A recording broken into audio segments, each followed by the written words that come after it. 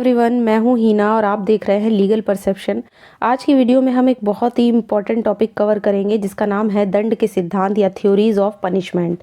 Criminal law से related ये एक बहुत ही मोस्ट इम्पॉर्टेंट टॉपिक है जो लॉन्ग क्वेश्चन के रूप में एग्जाम में बहुत ज़्यादा पूछा जाता है कि दंड के सिद्धांतों के बारे में बताइए या थ्योरीज ऑफ पनिशमेंट कौन कौन सी दी गई हैं क्रिमिनल लॉ में। तो आज की वीडियो हमारी इन सब थ्योरीज के बारे में है। वीडियो काफ़ी इंपॉर्टेंट है, इसलिए वीडियो के एंड तक बने रहिएगा। साथ ही अगर आप इस वीडियो लेक्चर की पीडीएफ लेना चाहते हैं तो आप फ्री में टेलीग्राम से ले सकते हैं, जिसका लिंक आपको डिस्क्रिप्शन में मिल जाएगा। इसके अलावा अगर आप इस चैनल पर नए हैं या अभी तक आपने इस चैनल को सब्सक्राइब नहीं किया है तो आप चैनल को सब्सक्राइब कर सकते हैं, क्योंकि आने वाली वीडियोज़ में हम जितने भी मेजर एक्ट हैं वो सब एक एक करके केस लॉ के साथ डिस्कस करेंगे। तो आज का हमारा टॉपिक, जैसा कि मैंने बताया, थ्योरीज ऑफ पनिशमेंट पर है। आगे बढ़ने से पहले या इनको डिटेल में डिस्कस करने से पहले मैं ये बता दूं कि पहले हम एक एक करके उन थ्योरीज के नाम देखेंगे कि कितने तरह की थ्योरीज जो है वो क्रिमिनल लॉ में दी गई हैं। देखिए, दंड के प्रयोजन को स्पष्ट करने के उद्देश्य से ही क्रिमिनल लॉ यानी आपराधिक विधि में कुछ सिद्धांतों के बारे में बताया गया है। यानी दंड के संबंध में ये सिद्धांत काफ़ी फेमस हैं या प्रचलित हैं। इन सिद्धांतों के पहले नाम देख लेते हैं। पहला सिद्धांत है प्रतिशोधकारी सिद्धांत, जिसे हम रिट्रीब्यूटिव थ्योरी के नाम से जानते हैं। दूसरा है प्रायश्चित्तिक सिद्धांत यानी एक्सपाइटरी थ्योरी। तीसरा प्रतिरोधक सिद्धांत डेटरेंट थ्योरी। चौथा निरोधक सिद्धांत यानी प्रिवेंटिव थ्योरी। और सबसे लास्ट में आता है सुधारात्मक सिद्धांत यानी रिफॉर्मेटिव थ्योरी। तो ये 5 सिद्धांत है और पांचों सिद्धांतों को हम एक एक करके डिटेल में डिस्कस करेंगे। सबसे पहले बात करते हैं प्रतिशोधकारी सिद्धांत की, यानी जिसे हमने पढ़ा है अभी रिट्रीब्यूटिव थ्योरी के नाम से। तो इस सिद्धांत का शाब्दिक मतलब होता है बदला लेना। इस सिद्धांत की जो उत्पत्ति हुई थी वो अपराधकर्ता के खिलाफ बदले की पुरानी अवधारणा से हुई है, यानी जैसा उसने किया है वैसा ही उसको मिलना चाहिए। दंड में प्रतिरोध की भावना संतुष्ट होती है। जब किसी को पनिशमेंट मिलता है तो उससे जो बदला लेने की भावना है वो संतुष्ट होती है। पुराने समय में जब एक व्यक्ति किसी दूसरे व्यक्ति को चोट पहुंचाता था तो जो पीड़ित था, जो विक्टिम था, जिसको चोट पहुंचाई गई है, उसको ये अधिकार होता था कि वो चोट देने वाले व्यक्ति से बदला ले। तो ये काफ़ी पुरानी थ्योरी है। प्रतिशोधकारी जो थ्योरी है सबसे पुरानी थ्योरी जो है, एक तरीके से हम इसे कह सकते हैं। अब पहले क्या होता था कि आंख के बदले आंख और दांत के बदले दांत का नियम होता था, लेकिन बाद में इस विचार में थोड़ा सा चेंजेस आए और प्रतिशोध को अनेक कार्यों में प्रयुक्त किया जाने लगा। पहले के अर्थ के अंतर्गत अपराधी से बदला लेकर राज्य चोट देने वाले व्यक्ति की इच्छा की संतुष्टि करता था, ठीक। और दूसरे अर्थ में राज्य अपराध की गुरुता के हिसाब से, यानी जितना बड़ा अपराध होगा उसी के हिसाब से उसको दंड दिया जाता था। और विधि भंग के लिए अपना अनुमोदन व्यक्त करता था स्टेट। विधि शास्त्री थे एक शेल्डन ग्लूक। उन्होंने प्रतिशोध के इस सिद्धांत की काफ़ी आलोचना की है। मतलब उन्होंने जो है दंड की, जो पनिशमेंट की जो थ्योरी है रिट्रीब्यूटिव थ्योरी, इसकी आलोचना की है और इसको गलत बताया है। उन्होंने कहा कि ऐसा नहीं होना चाहिए। अब पनिशमेंट की इसी थ्योरी से रिलेटेड पैटन ने यही कहा है। पैटन एक विधि शास्त्री हैं जिन्होंने कहा है कि अपराधी को इसलिए दंडित किया जाता है क्योंकि उसने एक ऑफेंस, एक क्राइम किया है।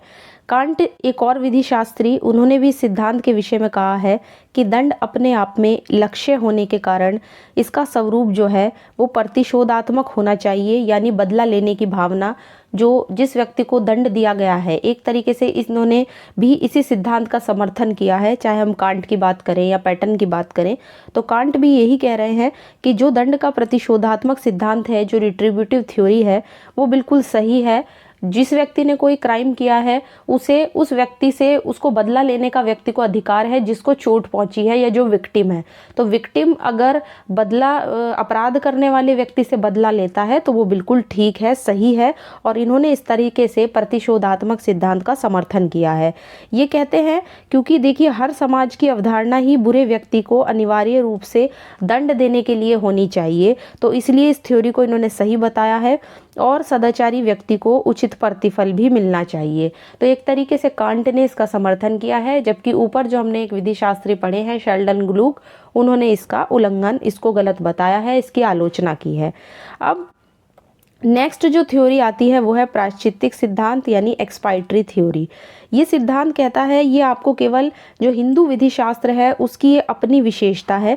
अगर हम वेस्टर्न कंट्रीज़ की बात करें, जो हमारे पाश्चात्य देश हैं, उन्होंने इसे मान्यता नहीं दी है। ये जो एक्सपायटरी थ्योरी है वो इसको मान्यता नहीं देते एक्सपायटरी थ्योरी को। इस सिद्धांत के अनुसार अपराधी के शुद्धिकरण के लिए दंड बहुत ही ज़रूरी होता है। यदि यह अपराधी के बुरे काम के लिए एक प्रकार का प्रायश्चित है तो वो अपराधी के दंड को एक तरह का प्रायश्चित इस सिद्धांत के अकॉर्डिंग माना जाता है। इस सिद्धांत के अनुसार अपराधी को दंड इसलिए मिलना चाहिए ताकि उसका प्रायश्चित हो सके, वो जो गलती उसने की है उस चीज़ का वो प्रायश्चित कर सके। अब मनु क्या कहते हैं? मनु के अनुसार वे लोग जो किसी अपराध के दोषी हैं, जब राजा द्वारा उनको दंडित कर दिए जाते हैं तो वे शुद्ध हो जाते हैं, प्योर हो जाते हैं और स्वर्ग में इस तरह से जाते हैं जिस तरह से सज्जन व्यक्ति जाते हैं। आजकल प्रायश्चित के सिद्धांत को एक सीमित अर्थ में अब स्वीकार किया जा रहा है और कुछ लोग इसे प्रतिशोधकारी सिद्धांत का ही अंश मानते हैं। तो जैसे बदला लेने के सिद्धांत का जो समर्थन करते हैं वो कहते हैं कि ये सिद्धांत भी क्योंकि दंड पे, पनिशमेंट पे जोर देता है, इसलिए ये सिद्धांत भी प्रतिशोधकारी सिद्धांत का ही एक अंश है। इसके बाद आता है थ्योरी नंबर 3, प्रतिरोधात्मक सिद्धांत, जिसे हम कहते हैं डेटरेंट थ्योरी। इस सिद्धांत के अनुसार जो दंड का उद्देश्य है, ठीक, वो अपराधी को भयभीत करना है, एक तरीके से उसको डराना है जिससे कि वो भविष्य में कोई क्राइम ना कर सके, और दूसरों के लिए एक उदाहरण पेश करना है, एक एग्जाम्पल रखना है। यदि वे भी अपराध करेंगे तो उनको भी इसी तरह से दंडित किया जाएगा, पनिश किया जाएगा। दोषी को दंडित करके दूसरों के लिए एक उदाहरण रखा जाता है। जो लोग विधि का उल्लंघन करेंगे वे लोग भी दंडित किए जाएंगे। तो ये कहता है प्रतिरोधात्मक सिद्धांत यानी डेटरेंट थ्योरी। ये सिद्धांत मानता है कि दंड जो है वो इस तरह से भविष्य में होने वाले अपराधियों के लिए एक उदाहरण पेश करता है। दंड अवरोध के रूप में दो तरह से काम करता है। पहला, अपराधी के मन में एक तो डर उत्पन्न हो जाता है, उसे डराया जाता है, और दूसरा, जो भविष्य में अपराधी बनने के बारे में सोचते हैं या जो भावी अपराधी है उनको अपराध करने से ये सिद्धांत रोकता है। क्योंकि दंड का जो उद्देश्य है वो अनिष्टकारी व्यक्तियों को भयभीत करके, उनको डरा के समाज के लोगों के जो हित है उसकी रक्षा करना है। तो एक तरीके से प्रतिरोधात्मक सिद्धांत हमें ये सारी बातें बताता है। ये कहता है कि अपराधी को डराना चाहिए, उसके मन में भय बिठाना चाहिए। अब प्रसिद्ध विधि शास्त्री है बेंथम। बेंथम क्या कहते हैं? बेंथम कहते हैं कि दंड का ये सिद्धांत इस सामान्य नियम पर आधारित है कि व्यक्ति जब कोई काम करता है जिसमें अपराध का कार्य भी शामिल है, तो उस काम को उससे प्राप्त होने वाला जो सुख है, जो मतलब उसे उस क्राइम को करके जो उसे सुख मिला है, और उससे होने वाला जो दुख है, जो कष्ट है, उसकी अपेक्षा ज़्यादा होना चाहिए। ठीक, तो बेंथम ने ये कहा है। साधारण शब्दों में वो क्या कहने की कोशिश कर रहे हैं? उनका कहना है कि जब कोई व्यक्ति कोई ऑफेंस, कोई क्राइम करता है तो वो अपने सुख के लिए करता है। अपराधी उससे मिलने वाला जो सुख है वो अपराध के बारे में मिलने वाले, जब वो अपराध कर देता है तो उसके बाद जो उसे दंड का दुख मिलेगा, जो पनिशमेंट से जो उसे दुख होगा, वो ज़्यादा होना चाहिए, दुख से ज़्यादा होना चाहिए। लेकिन वर्तमान समय में जो दंड नीति है, जो हमारी पनिशमेंट की पॉलिसी है, वो सुधारात्मक सिद्धांत को अब ज़्यादा महत्व दिया जाने लगा है, और इसी महत्व के कारण अब जो ये प्रतिरोधात्मक सिद्धांत है इसका महत्व जो है वो धीरे धीरे कम होता जा रहा है। इसकी व्यवस्था इस बात से सिद्ध हो जाती है कि अनेक घोर अपराधी कठोर दंड भोगने के बाद भी रिहा हो जाते हैं, फिर भी अपराधों को दोहराने लगते हैं। अगर आप सोसाइटी में देखो, वे कारावासी जीवन के इतने ज़्यादा आदी हो जाते हैं कि उन्हें समाज में स्वतंत्र जीवन बिताने में कोई रुचि नहीं रहती। तो एक तरीके से ये सिद्धांत भी फेल ही साबित हुआ है। अब धीरे धीरे रिफॉर्मेटिव थ्योरी की तरफ जो है वो बढ़ा जा रहा है। इसके बाद नेक्स्ट सिद्धांत आता है निरोधात्मक सिद्धांत। दंड के निरोधात्मक सिद्धांत यानी प्रिवेंटिव थ्योरी क्या कहती है? इस सिद्धांत के पीछे ये धारणा है कि अपराध के लिए अपराधी से बदला लेने की बजाय अपराध का निवारण करना चाहिए। मतलब उससे बदला मत लो, जो भी जिस व्यक्ति ने क्राइम किया है तो उससे बदला नहीं लेना चाहिए, बल्कि अपराध का निवारण करना चाहिए। और इस सिद्धांत के समर्थकों का भी कुछ मानना है। वो ये मानते हैं कि समाज की सुरक्षा के लिए दंड बहुत ज़रूरी है, जो पनिशमेंट है वो बहुत ज़रूरी है। अपराधियों को दंडित करके समाज उन सामाजिक तत्वों से खुद ही अपनी रक्षा करता है जो लोगों के जीवन और संपत्ति के लिए संकट बने हुए हैं। तो एक तरीके से ये थ्योरी इस चीज़ पर जोर देती है। लेकिन दंड के निरोधात्मक सिद्धांत के संबंध में एक प्रसिद्ध विधि शास्त्री थे फिchte। उन्होंने ये कहा है कि सभी दंड विधियों का लक्ष्य यही है कि उसे लागू ही ना करना पड़े। है ना। दंड विधियाँ क्यों बनाई जाती हैं? ताकि कोई व्यक्ति उनके डर से कोई ऑफेंस, कोई क्राइम ना करे, जो उन्हें लागू करने का अवसर ही ना आए। उदाहरण के लिए अब हम इस चीज़ को एक उदाहरण से समझते हैं। उदाहरण के लिए यदि किसी ज़मीन का मालिक अपनी ज़मीन में प्रवेश करने वाले स्थान पे एक नोटिस लगाता है, जहाँ से एंट्री हो रही है उसकी ज़मीन पे, वहाँ पे वो एक नोटिस लगा देता है कि जो व्यक्ति अतिचारी होगा, यानी जो ज़बरदस्ती उसकी परमिशन के बिना उसमें घुसेगा, तो उसको पनिशमेंट मिलेगी। तो इसका आशय क्या हुआ? उसकी इंटेंशन क्या है वहाँ पे नोटिस लगाने की? वो यही तो इच्छा रखता है ना कि कोई व्यक्ति उसकी ज़मीन में ज़बरदस्ती ना घुसे, ताकि उसके खिलाफ आपराधिक वो कार्यवाही करेगा। ठीक, सूचना लगाने का उसका वास्तविक आशय तो बल्कि ये होता है कि कोई व्यक्ति अतिक्रमण ना करे, उसकी ज़मीन में ज़बरदस्ती ना घुसे, उसे अतिचारी के खिलाफ कार्यवाही करने की नौबत ही ना आए। तो एक तरीके से सूचना का मतलब ये होता है ना। जैसे कोई व्यक्ति अपनी ज़मीन पे कोई नोटिस लगा देता है, तो यहाँ पे इसका वास्तविक मीनिंग जब ये निकलता है कि उसे नौबत ही ना आए उसके यूज़ करने की। इसीलिए जो हमारी प्रिवेंटिव थ्योरी है, इसके पीछे का मूल आशय भी यही होता है कि दंड के बारे में लोगों को सचेत कर दिया जाए, ताकि उसके वास्तविक प्रयोग की ज़रूरत कम से कम बनी रहे। लोगों को जो दंड के बारे में डर बिठाया जा रहा है, वो उस दंड के डर से डर कर कोई और ऑफेंस, क्राइम ना करें। इसमें कोई संदेह नहीं है कि इस दृष्टि से ये जो सिद्धांत है, ये रिट्रीब्यूटिव थ्योरी यानी कि जो प्रतिशोध का सिद्धांत है, उससे ज़्यादा प्रभावशाली सिद्ध हुआ है, ज़्यादा इफेक्टिव इस थ्योरी को माना जाता है। अब इस सिद्धांत के समर्थकों की बात कर लेते हैं। इसके समर्थक है इंग्लैंड में बेंथम, जॉन स्टुअर्ट मिल आदि विचारक, जिन्होंने इसी सिद्धांत को फॉलो किया है, इसका समर्थन किया है। उनका कहना है कि अपराधियों के दंड का प्रभाव उनकी निश्चितता के कारण नहीं होता, ना कि कठोरता के कारण होता है। ठीक, क्योंकि जो दंड जितना ज़्यादा निश्चित होगा वो उतना ही ज़्यादा प्रभावी होगा, और जितना ज़्यादा कठोर होगा उसे ये मत सोचिए कि वो ज़्यादा प्रभावी होगा। तो कोई भी दंड इसलिए ज़्यादा मेन माना जाता है क्योंकि वो निश्चित है, ना कि कठोर।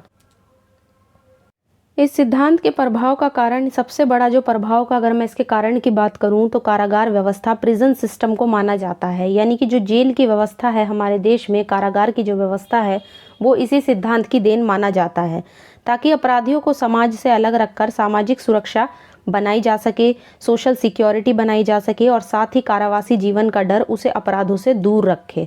तो अगर हम प्रिजन सिस्टम की बात करते हैं, जेल व्यवस्था की बात करते हैं अपने देश में, तो वो इसी थ्योरी की देन जो है वो मानी जाती है। इसके बाद आता है सबसे इम्पॉर्टेंट थ्योरी और सबसे ज़्यादा प्रभावी थ्योरी, जिसे हम कहते हैं सुधारात्मक सिद्धांत या रिफॉर्मेटिव थ्योरी। इस सिद्धांत का जो विकास है वो समय में परिवर्तन के साथ साथ हुआ है, और जो हमारा क्रिमिनल लॉ है उसके क्षेत्र में भी बहुत सारे परिवर्तनों के कारण ही इसका विकास हुआ है। अपराध और अपराधियों से संबंधित जितनी भी समस्याएं हैं, उनके प्रति लोगों की धारणा अब धीरे धीरे बदलने लगी है, और दंड के जितने भी सिद्धांत हैं वो थोड़े अधूरे से सिद्ध होने लगे हैं, क्योंकि इन सिद्धांतों से अपराध निवारण में कोई विशेष सहायता नहीं मिल पाई है। यानी जब भी मान लीजिए किसी क्रिमिनल को पनिश किया जाता है, तो जितनी भी थ्योरीज अब तक हमने पढ़ी वो कुछ खासकर कामगर सिद्ध नहीं हुई हैं अब तक।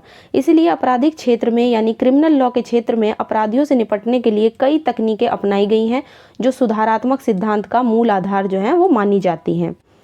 अब दंड के सुधारात्मक सिद्धांत की शुरुआत कब हुई, ये जानना ज़रूरी है। तो 20वीं सदी के सुधारवादी युग की देन है ये सिद्धांत, और धीरे धीरे ये सिद्ध होने लगा था कि कठोर दंड के बाद भी चूंकि अपराधियों को दंडित किए जाने से अपराधियों को रोकने में कोई खास सफलता हासिल नहीं हो पा रही थी। इतने ज़्यादा हमने थ्योरीज अपनाई, अलग अलग थ्योरीज से जो अपराधी हैं उनको पनिश करके देखा, लेकिन फिर भी अगर हम क्राइम्स देखें तो क्राइम दिन पे दिन बढ़ते ही जा रहे थे, और ख़ास सफलता कोई हासिल नहीं हो पा रही थी। ना ही कारावास, ना देश निकाला जिसे हम काला पानी की सज़ा कहते हैं, और ना ही मृत्युदंड जैसे दंड भी अपराधों में कमी ला सके हैं। इसलिए अपराधियों के प्रति अब नई नीति, नई पॉलिसी अपनाई जाने की ज़रूरत महसूस हुई, ताकि अपराधों का निवारण हो सके।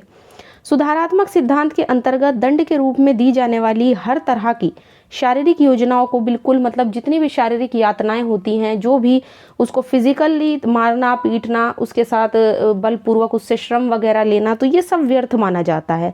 और बेसिकली इसमें मुख्य रूप से इस बात पर जोर दिया गया कि दंड का जो मुख्य उद्देश्य है, जो मेन पर्पज़ है पनिशमेंट का, वो ये होना चाहिए कि अपराधी की मानसिकता में थोड़ा सा चेंज लाया जाए, और उसे दोबारा से समाज में एक उपयोगी व्यक्ति के रूप में पुनर्स्थापित किया जाए। सुधारवादियों का मुख्य लक्ष्य अपराधों को पुनर्वासित करना है, जिससे कि अपराधी को पुनर्वासित इसलिए किया जाता है ताकि वो भी अपराधों का त्याग करके दोबारा विधि के अनुपालन में विश्वास करे, लॉ में उसको बिलीव हो कि किस तरह से हाँ समाज में लॉ है और एक स्वस्थ नागरिक के रूप में वो भी अपना जीवन बिताने लगे। तो बेसिकली ये जो आपका ये जो पूरा का पूरा सुधारात्मक सिद्धांत है ये काफ़ी जोर देता है अपराधी के सुधार पर, इसीलिए इसको नाम भी सुधारात्मक सिद्धांत दिया गया है। इसी सिद्धांत के अंतर्गत ये माना जाता है कि दंड की सफलता के लिए अपराधी के भावी जीवन को हमें थोड़ा सा ध्यान में रखना चाहिए, यानी उसका फ्यूचर क्या होगा इसको हमें थोड़ा सा, क्रिमिनल के बारे में भी थोड़ा सोच लेना चाहिए। और दंड का प्रयोग अपराधी से बदला लेने के लिए नहीं करना चाहिए, बल्कि उसे भविष्य में एक बार दोबारा से सामान्य जीवन व्यतीत करने के लिए एक मौका, एक अवसर देना चाहिए। तो बेसिकली अगर हम रिफॉर्मेटिव थ्योरी की बात करते हैं तो ये एक ऐसा सिद्धांत है, एक ऐसी थ्योरी है जो अपराधी को यानी क्रिमिनल को भी समाज में एक सामान्य नागरिक की तरह जीवन जीने के अवसर पर जोर देता है। वो कहता है कि एक मौका उसे भी मिलना चाहिए समाज में जीने के लिए। इस सिद्धांत की सबसे खास बात की अगर मैं बात करूं तो वो ये है कि अपराधी को एक भटका हुआ व्यक्ति की तरह से मानते हैं। जैसे कोई व्यक्ति राह भटक जाता है उसी की तरह से देखिए उसे एक राह भटके हुए व्यक्ति की तरह माना जाता है, और उसे एक रोगी के समान भी ये सिद्धांत मानता है। जिस तरह से एक डॉक्टर रोगी का इलाज करता है, ठीक इसी तरह से इस सिद्धांत के अनुसार एक अपराधी को रोगी मानकर हमें उसका इलाज जो है करना चाहिए और उसे सुधरने का पूरा पूरा मौका मिलना चाहिए, उचित अवसर मिलना चाहिए, वो भी समाज में एक सामान्य जीवन बिता सके। तो अगर हमसे ये पूछ लिया जाए कभी भी एग्जाम में कि कौन सी ऐसी थ्योरी है जो अपराधी को एक रोगी, एक पेशेंट की तरह मानती है या एक राह भटके हुए व्यक्ति की तरह मानती है, तो वो कहती है रिफॉर्मेटिव थ्योरी यानी कि सुधारात्मक सिद्धांत।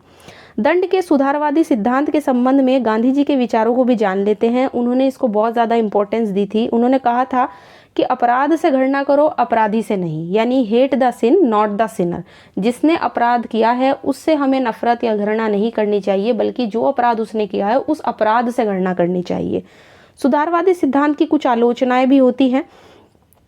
इस सिद्धांत की आलोचना करते हुए सामंड ये कहते हैं, सामंड एक बहुत बड़े विधि शास्त्री, जिन्होंने इसके बारे में कहा है कि कुछ व्यक्ति समाज में ऐसे होते हैं जिनके लिए रिफॉर्मेटिव थ्योरी बिल्कुल व्यर्थ साबित होगी, ठीक, जिनका उपचार नहीं किया जा सकता क्योंकि अपराध ऐसे लोगों के लिए उनकी आदत बन जाता है। एक बेसिकली सामंड यहाँ पे हैबिचुअल ऑफेंडर्स की बात कर रहे हैं। हैबिचुअल ऑफेंडर का मतलब हो गया आदतन अपराधी, यानी जिनकी आदत बन चुका है ऑफेंस करना, क्राइम करना। तो जो लोग आदत से ही अपराधी हो चुके हैं, उनकी आदत बन चुका है वो चीज़, तो ऐसे व्यक्ति जेल की सुविधा और सुरक्षा का लाभ लेते रहते हैं और जेलें जो हैं वो हमारी गरीब और बेरोजगार व्यक्तियों के लिए घर बन जाएगा। इनका कहना है कि अगर हमने रिफॉर्मेटिव थ्योरी को अप्लाई किया। अब बात कर लेते हैं इंडिया की। इंडिया में कौन सा सिद्धांत लागू है? तो देखिए भारत में तो निरोधात्मक यानी जो हमने अभी पढ़ा था प्रिवेंटिव, और सुधारात्मक यानी कि रिफॉर्मेटिव, दोनों ही थ्योरी का मिला जुला रूप जो है वो लागू किया जाता है। तो बेसिकली हमें अगर इंडिया के बारे में जानना है तो इंडिया में यही दोनों थ्योरीज को है वो अप्लाई किया जाता है और लागू किया जाता है। अब हम थोड़ा सा ब्रीफ में इन पांचों सिद्धांतों को एक नज़र देख लेते हैं और साथ ही इनका मीनिंग जो है वो एक एक वर्ड्स में, एक एक लाइन में जान लेते हैं, जिससे माइंड में किसी भी तरह से आपके कोई कन्फ्यूजन ना रहे। सबसे पहला सिद्धांत हमने पढ़ा था प्रतिशोधात्मक सिद्धांत, जिसे हमने कहा रिट्रीब्यूटिव थ्योरी। इसका मतलब है बदला लेना, यानी कि ये बदला लेने की भावना पर आधारित था। कहता था कि आंख के बदले आंख और दांत के बदले दांत जो है लेना चाहिए अगर किसी ने कोई क्राइम किया है, और पीड़ित को अधिकार है कि वो उससे बदला ले। दूसरा सिद्धांत था प्रायश्चित्तिक सिद्धांत यानी एक्सपाइटरी थ्योरी। इस सिद्धांत के अनुसार अपराधी का शुद्धिकरण के लिए उसको दंड देना जरूरी है। तो बेसिकली ये जो सिद्धांत है ये भी आपका पनिशमेंट पर ही जोर देता है, तो ये अपराधी के शुद्धिकरण पर के लिए दंड को जरूरी बताता है। तीसरा सिद्धांत था प्रतिरोधात्मक सिद्धांत यानी डेटरेंट थ्योरी। इस सिद्धांत का पर्पस और उद्देश्य अपराधी को डराना, उसको भयभीत करना, जिससे कि वो भविष्य में कोई क्राइम, कोई ऑफेंस कमिट ना कर सके, और दूसरे लोगों के लिए एक एग्जाम्पल पेश करना है ताकि वे भी अपराध करेंगे तो उनको भी पनिशमेंट मिलेगी। तो बेसिकली ये सिद्धांत अपराधी को डराने पर जोर देता है। चौथा सिद्धांत निरोधात्मक सिद्धांत यानी प्रिवेंटिव थ्योरी। इसके अनुसार अपराध के बाद दंड देना जरूरी है, जिससे अपराध करने से पहले व्यक्ति अपने आप को अपराध से दूर रखे। तो बेसिकली ये जो थ्योरी है ये भी पनिशमेंट पे ही जोर देती है। और सबसे लास्ट में आता है सुधारात्मक सिद्धांत यानी रिफॉर्मेटिव थ्योरी। इस सिद्धांत अपराधी को सुधारने पर ज़्यादा जोर देता है और उसे एक रोगी की तरह से मानता है, एक पेशेंट की तरह से मानता है, साथ ही उसे एक राह भटके हुए व्यक्ति की तरह मानता है, जिससे उसका इलाज हो सके। जिस तरह से एक डॉक्टर एक पेशेंट का इलाज करता है, उसी तरह से हमें भी अपराधी का इलाज करने के लिए उसे सुधरने का मौका देना चाहिए। तो इस तरह से इस वीडियो में हमने जितने भी जो भी हमारे पांचों के पांचों है ना, जो भी क्रिमिनल लॉ में जो पनिशमेंट की थ्योरीज दी गई हैं वो सब एक एक करके डिस्कस की हैं। और सारे काफ़ी इंपॉर्टेंट वीडियो है, काफ़ी हेल्पफुल वीडियो है। अगर आपके सामने कोई लॉन्ग क्वेश्चन आता है तो आप इजीली इसको अपने आंसर में फ्रेम कर सकते हैं। आशा करती हूँ आज का वीडियो आपको पसंद आया होगा। वीडियो अगर पसंद आया है तो वीडियो को लाइक कीजिए, ज़्यादा से ज़्यादा शेयर कीजिए। और अगर आप इस चैनल पर नए हैं या आपने अभी तक इस चैनल को सब्सक्राइब नहीं किया है तो आप चैनल को सब्सक्राइब कर सकते हैं, क्योंकि आने वाली वीडियोज़ में जैसा ही मैंने बताया मेजर एक्ट जो है वो हम 1 बाय 1 केस लॉ के साथ डिस्कस करेंगे। और अगर आप इस वीडियो लेक्चर की PDF लेना चाहते हैं तो आप फ्री में टेलीग्राम से ले सकते हैं, जिसका लिंक आपको डिस्क्रिप्शन में मिल जाएगा।